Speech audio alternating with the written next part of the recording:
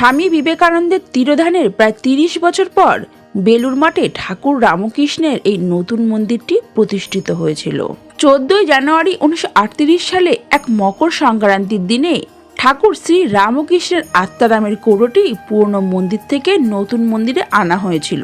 নতুন মন্দিরে প্রতিষ্ঠিত করা হয়েছিল ঠাকুর রামকৃষ্ণের মূর্তি। আজকে আমরা চলে এসেছি এই বেলুড় মঠে। চলুন বেলুড় মঠটা ঘুরতে ঘুরতে জেনে নিই সেই সব ইতিহাস। 1896 সালে স্বামী বিবেকানন্দ পশ্চিম দেশ থেকে ফিরে আসার কিছুদিন আগে হরিপ্রসন্ন আলমবাজার মঠে যোগ দেন এবং সেখানে হরিপ্রসন্ন সন্ন্যাস ব্রত গ্রহণ করেন এবং স্বামী বিজ্ঞানানন্দ নামে পরিচিত হন। আগে বলি স্বামী বিজ্ঞানানন্দ কে ছিলেন। এনার পুরো নাম হলো হরিপ্রসন্ন চট্টোপাধ্যায়। ইনি ঠাকুর রামকৃষ্ণের আদেশের একজন ভারতীয় সন্ন্যাসী।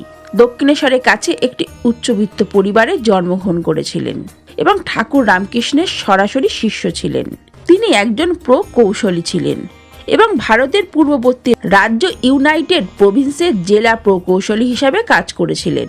তিনি ধর্ম, দার্শনিক কাজ, জ্যোতির্বিদ্যা, সিভিল ইঞ্জিনিয়ারিং ইত্যাদিতে দক্ষতার সাথে সংস্কৃতের একজন মহান পণ্ডিত ছিলেন। তিনি রামকৃষ্ণ মঠের এলাহাবাদ কেন্দ্রে যথেষ্ট সময় কাটিয়েছিলেন। তিনি 1937 সালে রামকৃষ্ণ মিশনের সভাপতি হন। তারই সভাপতিত্বে এবং সরাসরি তত্ত্বাবধানে বেলুড় মঠের রামকৃষ্ণ মন্দির নির্মাণ হয়েছিল।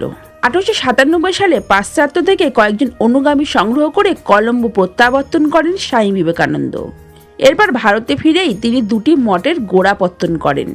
একটি আলমোড়ার নিকট হিমালয় অবস্থিত মায়াবতীতে অদ্বৈত আশ্রম এবং অপরটি কলকাতার কাছে বেলুড়ে রামকৃষ্ণ মিশন।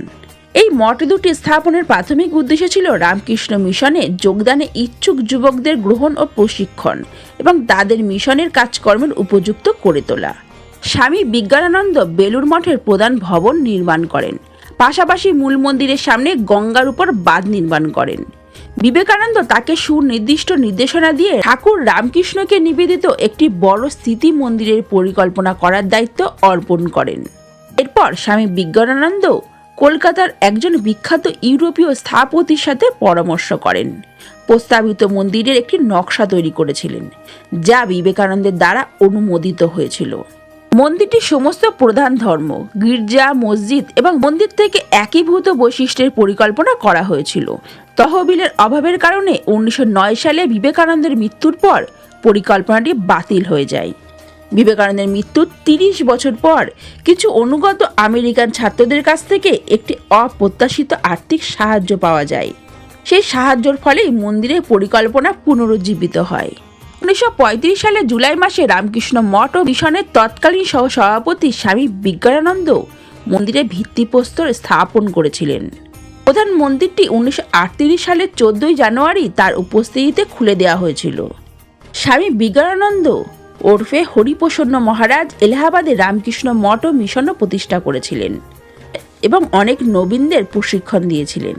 তিনি বেনারসের রামকৃষ্ণ মিশন হোম অফ সার্ভিসের কিছু ভবন নির্মাণের পাশাপাশি বেলুড় মঠের স্বামী বিবেকানন্দ মন্দিরেরও তত্ত্বাবধান করেছিলেন।